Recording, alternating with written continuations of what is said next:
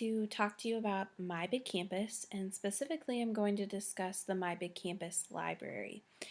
One thing that MyBigCampus is really useful for teachers is their content that is available for users.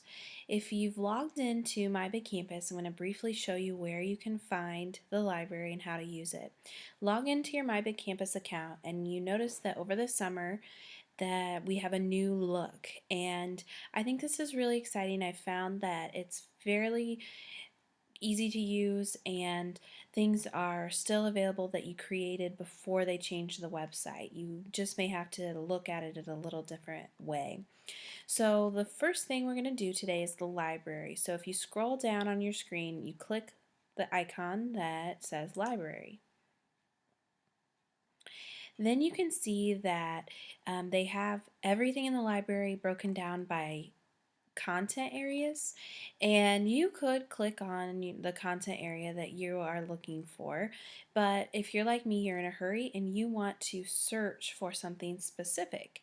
So let me show you what we could do. The content that you may be finding in the library for your students could be sources, websites, YouTube videos, blogs, anything that you might find that you could use in your classroom.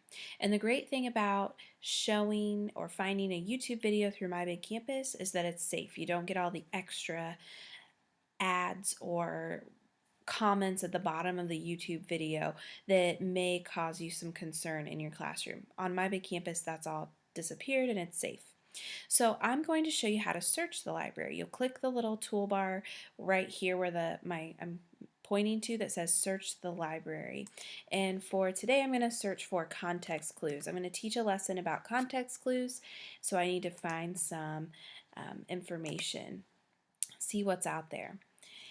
Okay, so now you see my results for context clues. I can see that this is a website for language arts. This result is a bundle, and I'm going to talk more about bundles later. So if you hear that word and you don't understand what it is, I will hit that up pretty soon. Lots of websites for context clues, but here's a video for context clues. And if I need to narrow my search a little bit more, I click on a few and it's not working for me, I could just click over here on the right hand side and find audio about context clues, just bundles, documents, images, schoolwork, videos, and websites if I want to narrow down my search a little bit more. I could also narrow it by subject. Sometimes you're looking for something in a specific subject. The grade level also is helpful, especially for a language arts teacher. I find that there are a lot of things out there, but sometimes not useful for a high school level. Have to narrow that down a little bit. And that would probably be the most useful for you. And then you can click search again and you would see, just like on Google, your search has narrowed a little bit. So if I take you into a video, let me scroll down to that video. I'll click on it for context clues. I want to see what it's about. And you notice that this is the video. That's all it is. It doesn't have a lesson plan with it. It's just a video. I can play that from here on my projector. I can also do a few other things if I want to use this video again. And let me show you how to do that. That's the next step. After I've found what I want to use, I want to keep it. I don't want to lose it. I don't have to search through the library again. There are a few things you can do. You can click this button right here in the blue that says add to drive. That's like the H drive at school. You have a drive, a cloud, if you've heard that word before, on MyBigCampus. And I will show you how to set that up as well. But if you add it to your drive, you will be able to access it anywhere that you access MyBigCampus. And you can access it from home, you can access it from school. Basically, if you have internet, you can get it when it's added to your drive. But let's say you want to add it to a specific bundle, and I will explain bundles later. That would be more like a lesson plan or a group of content about context clues. I could add it to a bundle, and as you can see, I have lots of bundles. You may not have any or one or two, but I can specifically pick a bundle that I want to add it to. I have a context clues bundle. I can add it to that bundle. So it's up to you to decide what you want to do with the content that you found in the library. I'm going to click the back button and I'm going to scroll back up to the top, and let's click it twice. I'm going to go back to the main page of the library.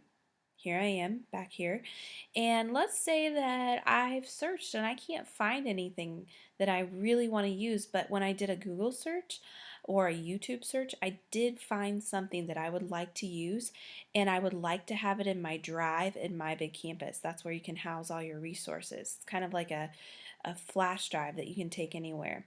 So that's what you can do next. If you want to add something, you go over here to Add Library Item. Click on it.